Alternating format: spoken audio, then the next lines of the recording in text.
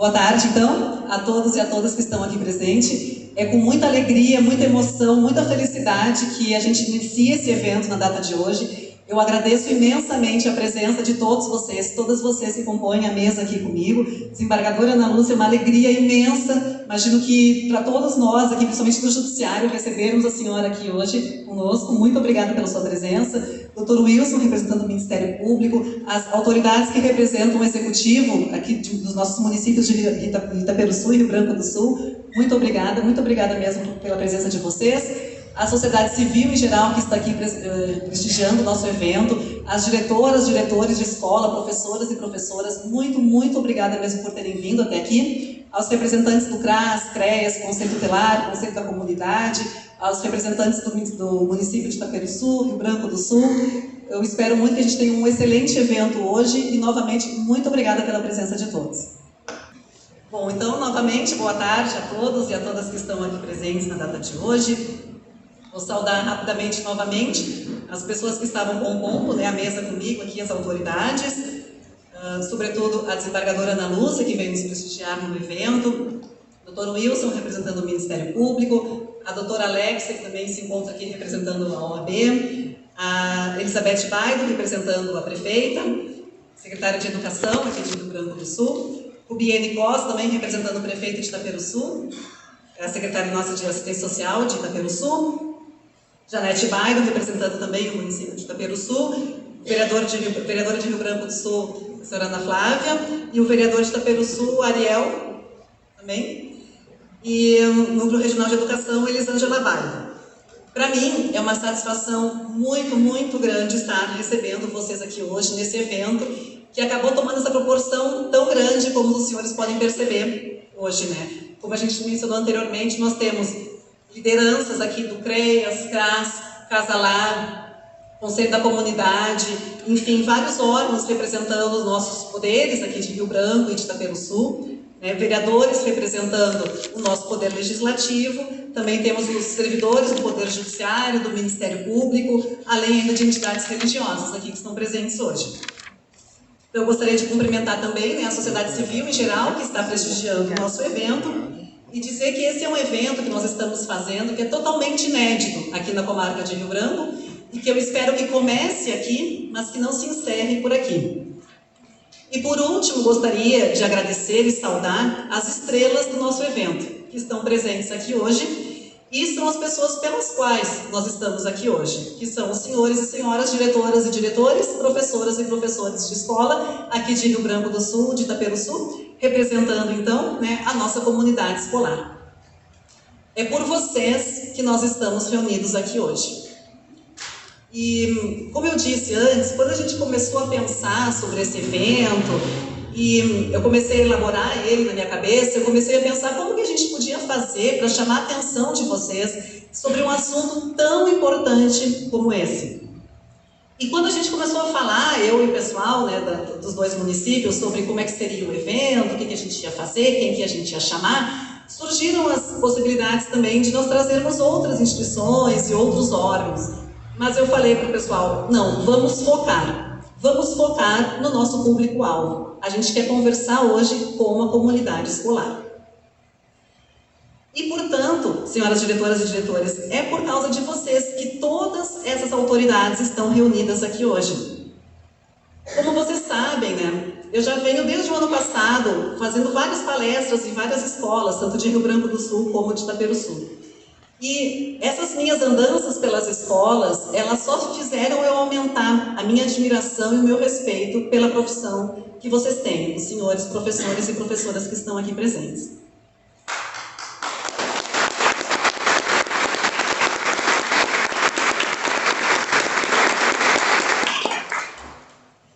Eu não queria utilizar expressões chavão, mas na verdade as expressões chavão elas existem porque elas traduzem uma realidade, Vocês são a base de tudo. Vocês são a nossa base. Vocês formaram a gente, vocês formam os nossos filhos. Então vocês merecem muito mesmo o nosso respeito e a nossa admiração. Esse encontro aqui tem como objetivo alertar a nossa comunidade escolar sobre a importância de um assunto que precisa começar a ser falado de forma séria e responsável, de forma profunda, durante todo o ano, durante todo o período letivo, em todas as séries do ensino fundamental e do nosso ensino médio. A escola, ela exerce um papel fundamental na vida das crianças e dos adolescentes. Eu imagino que eu não preciso ficar aqui falando sobre a importância do professor, sobre a importância de se frequentar o ensino básico de educação, porque eu imagino que todos saibam ou todos devam saber disso. Mas, se teve uma coisa que eu percebi nessas minhas andanças pelas escolas ao longo desses anos, é que os senhores e as senhoras exercem uma atribuição que talvez até então eu não tivesse total compreensão sobre isso. Mas eu pude perceber ao longo desse período que as professoras e professores da nossa rede pública de ensino fazem muito mais do que educar. Vocês extrapolam em muito essa atribuição, em muito. Nós vivemos numa realidade em que os professores e professoras ficam mais tempo com as nossas crianças do que essas crianças ficam em casa com os seus pais. A gente vive uma realidade, em alguns contextos, de tamanha vulnerabilidade econômica e social, que vocês, professores e professoras, acabam se preocupando com necessidades básicas dos nossos alunos. Eu pude presenciar professoras e professores que estão, inclusive, hoje aqui presentes, que se preocupam com o que aquela criança vai comer, com o que aquela criança vai vestir. Eu presenciei professores que preparam um lanchinho extra para levar para a criança poder levar para a sua casa, preocupados com o que aquela criança vai comer no final de semana em casa.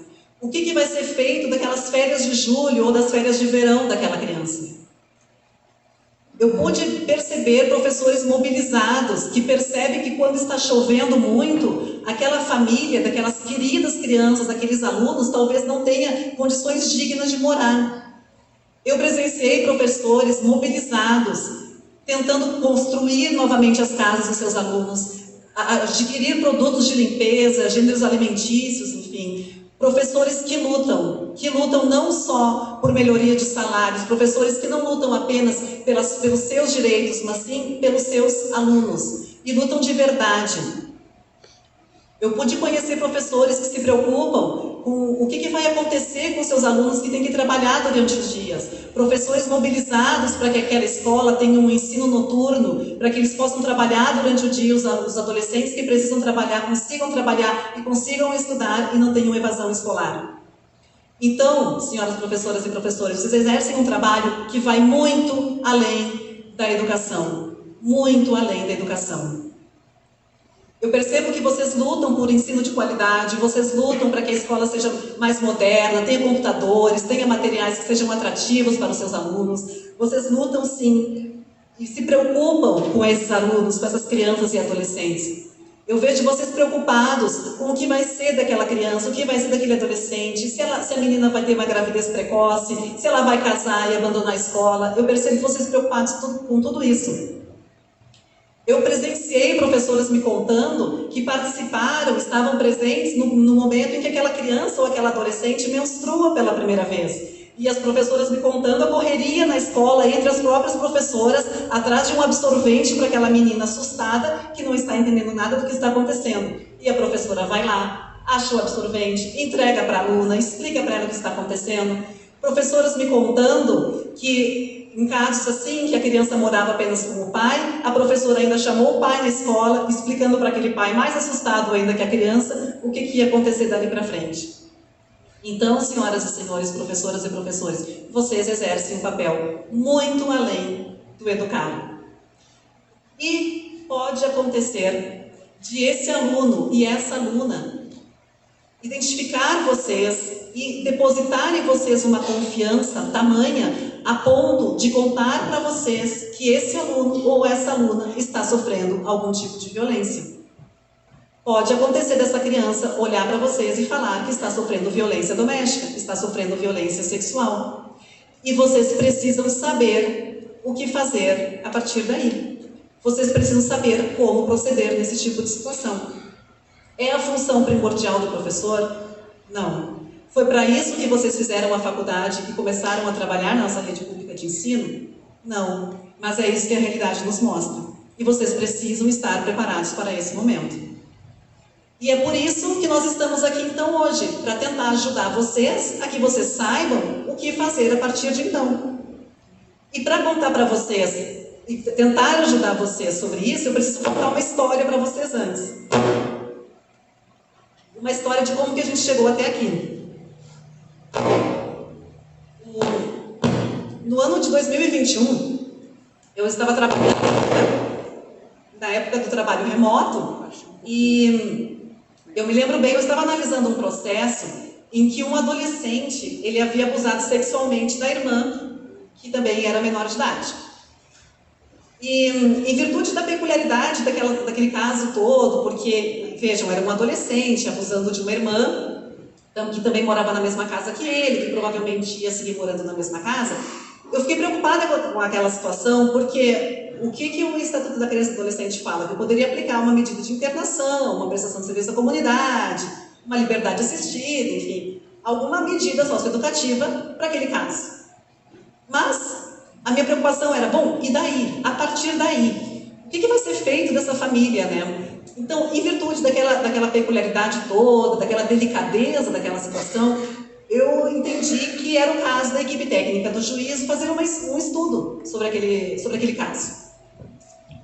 E quando o estudo voltou para o processo, ele denunciava um verdadeiro show de horrores. Porque o estudo dava conta de uma localidade remota do nosso município, que fica longe dos principais serviços, né, longe dessa estrutura que a gente tem organizada de Estado, em que ocorria muito lá muitas relações incestuosas intergeracionais. Ou seja, o estudo tratava de casos em que o pai havia abusado sexualmente da mãe, a mãe também já tinha sido abusada, o pai abusava sexualmente da filha, a filha já tinha sido abusada por outras pessoas também, aí essa filha cresce, casa com seu marido, vive num contexto de violência doméstica, ela acaba tendo filhos, e os filhos, no caso, era esse adolescente que tinha abusado sexualmente da irmã. E, como eu falei, era uma localidade remota, né, longe de tudo, e que aparentemente aquela situação acontecia lá e que mais ou menos todo mundo sabia. E aquilo me deixou muito alarmada, muito preocupada, porque eu pensei, o que o judiciário pode fazer de mais efetivo numa situação dessas? Porque, como eu bem disse, eu poderia aplicar a medida, o menino ia cumprir a medida, mas e daí? A partir daí, o que seria feito? Num local distante, em que essas questões já estão culturalmente aceitas, normalizadas, o que a gente poderia fazer a partir daí? Como que o judiciário poderia se aprofundar nas entranhas dessas situações de violência doméstica, familiar, sexual, enfim, contra criança e adolescente? O que a gente poderia fazer de mais efetivo nesses casos? Então, a partir daí, eu entrei em contato com essa escola onde esse adolescente, essa criança estudaram, entrei em contato com o CREAS, que me auxiliou desde o princípio nesses casos, e a gente conversou e resolveu ir nessa escola para falar sobre violência.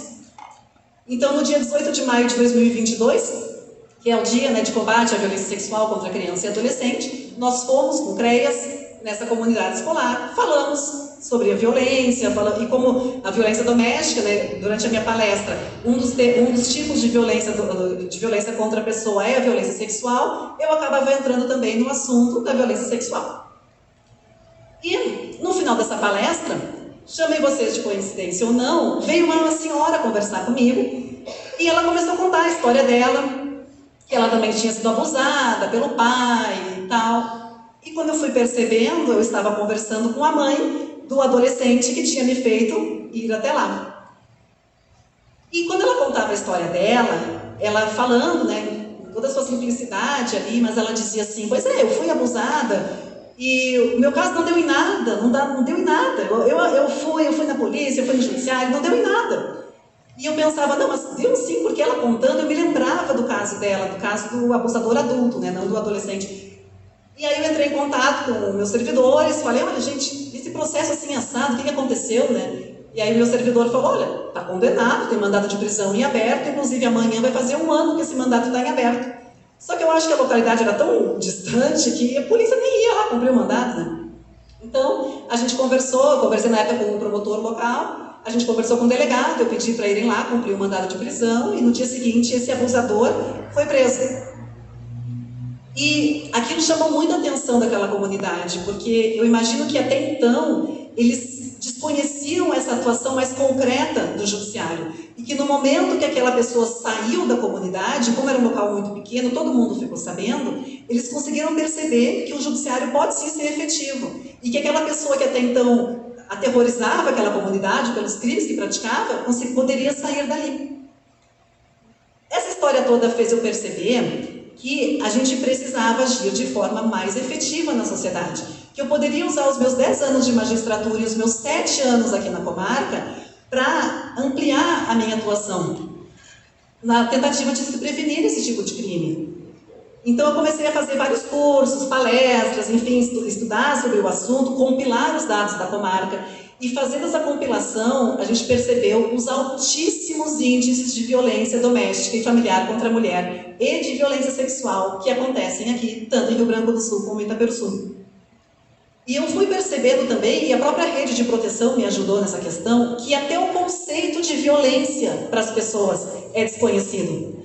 A rede de proteção reporta que muita mulher, e eu presenciava isso nas minhas audiências, muita mulher sofre violência doméstica e nem sabe que está sofrendo. Muita criança sofre abuso sexual e não sabe que está sofrendo.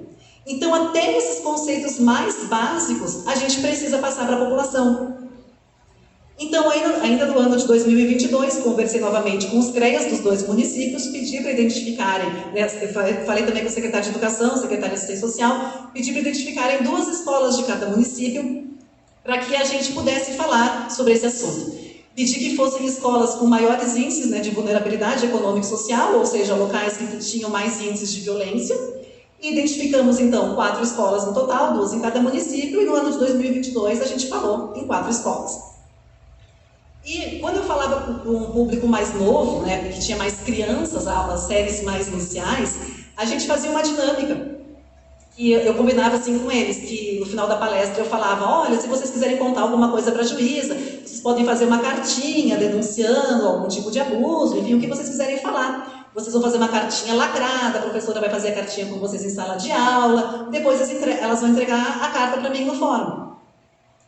E comecei a receber cartas e cartas e cartas de alunos e cartas denunciando violências que elas estavam sofrendo. E aquilo novamente me fez perceber sobre a necessidade de se ampliar aquele projeto. Porque a impressão que eu tinha, que não era uma impressão, era um dado, quanto mais se falava sobre o assunto, mais denúncias surgiam. E a gente foi identificando isso, que às vezes as notícias de violência, tanto doméstica como as violências sexuais, eram faladas pelas crianças nas próprias palestras. Eu fiz palestra em que a criança começava a chorar durante a palestra, ou vinha falar comigo no final. E quando a denúncia não surgia na própria palestra, ela vinha através da rede de proteção dias ou semanas depois. Então, a gente foi percebendo isso e chegamos mais ou menos num número de que a cada palestra que eu estava dando, 2 denúncias surgiam. E vejam que eu cheguei a dar palestra para 500 pessoas, 500 alunos, mas teve palestras mais reduzidas para 100 alunos. Então vejam que num contexto em que a gente fala para 100 crianças e 2 denunciam algum tipo de violência, é muita coisa, é um número muito grande. Então percebendo que a gente precisava ampliar mais e mais essa fala, que essa fala precisava chegar para mais e mais alunos. Só que eu sou uma só, né? E o projeto estava muito centrado na minha pessoa, ainda está centrado na minha pessoa. E outra coisa também que eu fui percebendo é que eu sempre deixei as diretoras e diretores à vontade para escolherem o público-alvo da palestra. Então eu falava, olha, se vocês identificarem que tem que ser mais crianças, eu falo para crianças. Se identificarem que os adolescentes estão com mais dificuldade, eu falo para os adolescentes. Ou querem chamar os pais, as mães, a comunidade escolar, eu falo para quem vocês entenderem que eu tenho que falar.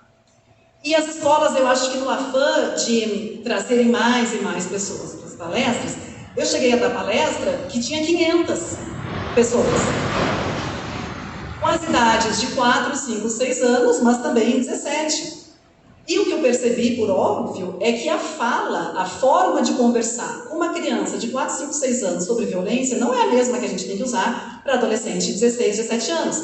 Até porque A gente vive numa realidade em que os nossos adolescentes hoje, eles já ocupam papéis diferentes na sociedade, porque muitos já têm vida sexual ativa, então muitos já têm companheiros, companheiras, né, são casados, como eles falam, né, já têm filhos. Então, se era verdade que eu precisava falar muito para crianças, porque elas são as nossas vítimas de violência sexual e que elas não têm voz para falar sobre aquilo, eu também precisava falar para os adolescentes que podem estar vivendo como vítimas de crimes, né, de violência doméstica, por exemplo, mas que já podem estar sendo protagonistas de violências contra suas companheiras e contra os seus filhos.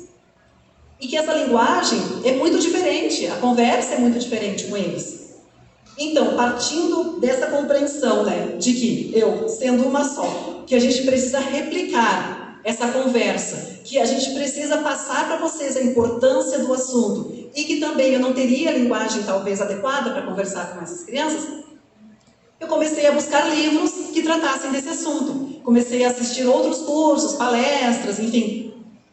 E veio a calhar também o fato de que eu tenho gêmeos de 4 anos, né, que era justamente a idade dos mais novinhos que eu estava falando nas escolas. Então eu lia para os meus filhos aqueles livros que eu estava buscando, que falavam sobre esse assunto. Até que eu cheguei num livro que se chama Meu Corpo, Meu Corpinho, que é da editora Matrescência, e que, lendo para os meus filhos, eu pude perceber que existe sim uma forma leve de se tratar um assunto tão pesado. Existe uma forma da gente prevenir um assunto, da gente educar uma criança sem traumatizá-la. E, através, então, dessa leitura, desse livro, eu mandei um e-mail para a editora do livro, né, parabenizando eles pela iniciativa, falando da necessidade de se abordar esse tipo de assunto através da nossa literatura, agradecendo a iniciativa deles e tal. Falei do meu projeto. E, para minha surpresa, eles me mandaram 30 exemplares do livro, em doação. E quando eu recebi esses livros, eu pensei, como é que eu vou entregar esses livros para as escolas, né? Porque a gente poderia, assim, eu mandar entregar nas escolas, os diretores e diretoras iam dizer, que legal, a juíza mandou um livrinho aqui, vamos colocar na biblioteca, deixar à disposição das crianças. Mas não era isso que eu queria. Porque esse livro, na verdade, que vocês vão receber no final da nossa palestra, ele é um símbolo. Assim como o evento de hoje é um símbolo de algo que a gente tem que entender e compreender o tema. A gente tem que entender que precisamos falar sobre isso dentro da sala de aula. Gente, eu não desconheço todos os preconceitos que existem em relação a se abordar esse tipo de assunto. Educação sexual, abuso sexual, violência sexual, são temas tão difíceis de se abordar. E até hoje, em pleno ano 2023, a gente ainda tem muita confusão sobre esses conceitos, muita mistura, muito viés político, ideológico, religioso, que atrapalha o diálogo, que obstaculiza a nossa conversa. Só que a gente não pode utilizar esses argumentos ou aquela conversa assim de que nossa, é tão difícil falar sobre esse assunto que eu não vou nem falar. Esse assunto dá tanta dor de cabeça, tanta confusão, tanto preconceito, os pais ficam tão indignados, melhor nem falar. A gente não pode usar esses motivos para deixar de falar sobre esse assunto. A gente tem que abordar isso em sala de aula e na nossa sociedade em geral. Se esse fosse um assunto que não dissesse respeito aos nossos municípios, eu entendo. Mas, numa realidade em que, de quase 2.400 processos que nós temos na vara criminal, quase 1.000 dizem respeito à violência doméstica, a gente não pode fechar os nossos olhos para isso. Numa realidade em que, de 2.400 processos, 130 são estupro de vulnerável, ou seja, estupros praticados contra criança e adolescente, a gente não pode fechar os olhos para isso. Se vocês perceberem, se a gente somar os nossos processos de violência doméstica com crimes sexuais, é metade da nossa vara. É muita coisa. E percebam que, dos 130 processos de estupro de vulnerável, 4 foram praticados por desconhecidos da criança. Ou seja, 126, ou seja, quase que a integralidade, é por pessoa conhecida, é por um familiar, é pelo vizinho. Então, é uma realidade que não se pode deixar de falar. A gente tem que tratar desse assunto. Numa realidade em que, a cada palestra, para 100 pessoas, 2 falam que sofreram, que estão sofrendo violência, é muita coisa. A gente não pode parar por aqui. A gente não pode parar por aqui. Então, não podemos parar de falar sobre esse assunto. Eu repito isso para vocês. Uma vez eu usei uma fala numa palestra, num evento nosso, que causou tanto impacto que eu nunca mais parei de falar. Eu digo o seguinte: quando a gente está tratando de infância, a gente não pode se dar ao luxo de ser inocente. Quando a gente trata de infância, a gente não pode se dar ao luxo de ser inocente em relação àquilo, de ser ingênuo em relação às coisas que acontecem com as crianças. E agora eu aumento aqui, amplio essa minha frase para dizer para vocês: a gente não pode ser negligente, a gente não pode ser omisso em relação a isso. São as nossas infâncias que a gente está falando aqui. E fechar os olhos para essa realidade é fechar os olhos para uma realidade extremamente cruel, difícil pra caramba de se falar, difícil de abordar, difícil de ouvir, difícil de começar, mas uma realidade. Uma realidade, tanto de Itaperuçu como de Rio Branco do Sul. Então, gente, esse livro que que iniciou todo esse evento, essa nossa conversa, não é para ser uma entrega de livro que eu vou entregar, vai terminar o evento, nós vamos partir para um coffee depois, se abraçar, se cumprimentar e acabou.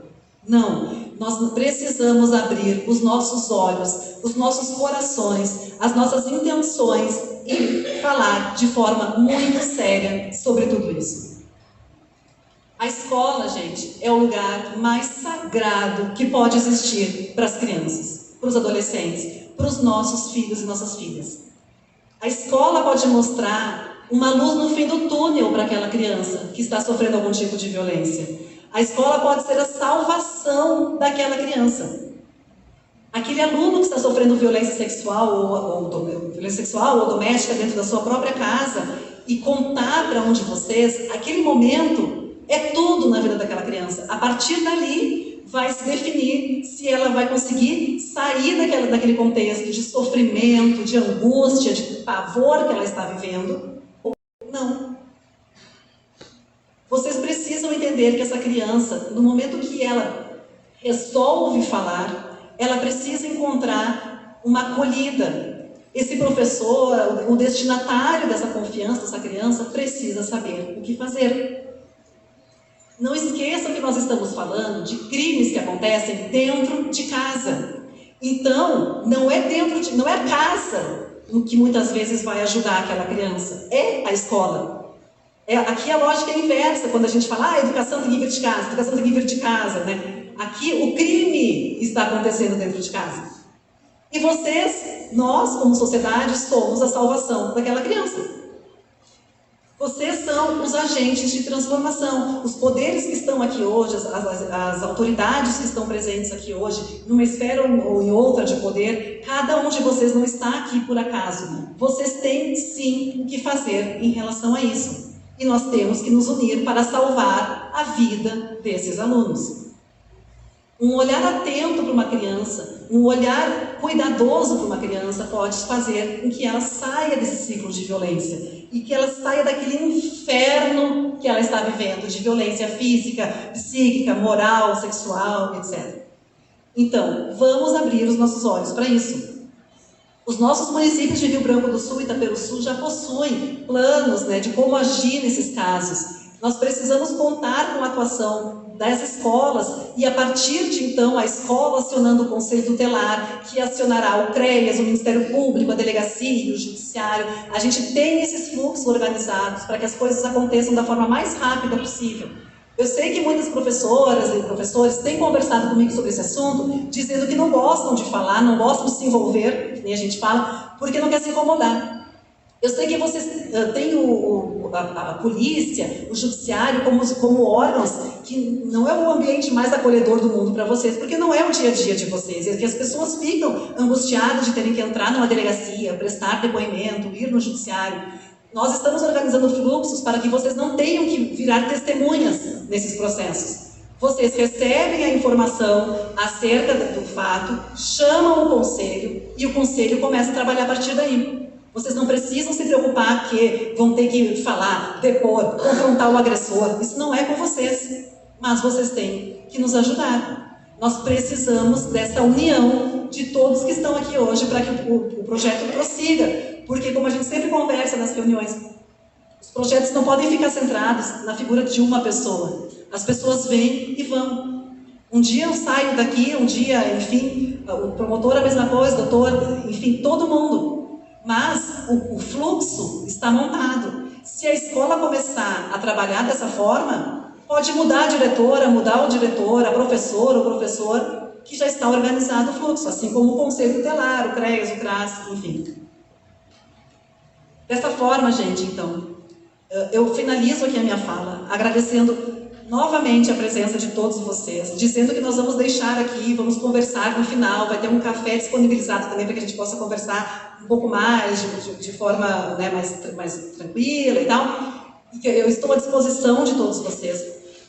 Gostaria, por fim, de agradecer imensamente a Ruby e a Carol, que me ajudam desde o início nesse projeto. Vocês, desde o início, estão comigo, organizando esse evento aqui comigo, então eu agradeço muito mesmo. O Vini, desde o ano passado, também comigo, então eu agradeço demais vocês. As diretoras e diretoras de escolas também, que já me receberam. Eu sempre fui recebida de forma muito cordial e respeitosa por todos vocês. Muito obrigada por abrirem as portas das escolas de vocês para que eu possa entrar e falar um pouco sobre essas questões todas. As que não me receberam ainda não se preocupem que a gente fez um calendário para abranger todas as escolas de Rio Branco e Itaperuçu da rede pública de ensino ainda nesse ano. E eu espero muito que talvez daqui a um tempo a gente possa se encontrar e comemorar a diminuição dos índices de violência que são praticadas contra as nossas mulheres e contra as crianças e adolescentes de Rio Branco. Eu vou encerrar minha fala falando para vocês a mesma coisa que eu falo no final das minhas palestras. Viver sem violência, eu sempre falo isso, viver sem violência é um direito de todos, sobretudo das nossas crianças e adolescentes. E eu espero que vocês tenham compreendido o recado que eu quis passar aqui para vocês hoje, a importância da atuação de cada um de vocês dentro da nossa comunidade e que me ajudem a gente a efetivar esse direito das crianças e dos adolescentes, para que a gente possa tirá-los das situações de violência que eles possam estar vivendo. Muito obrigada.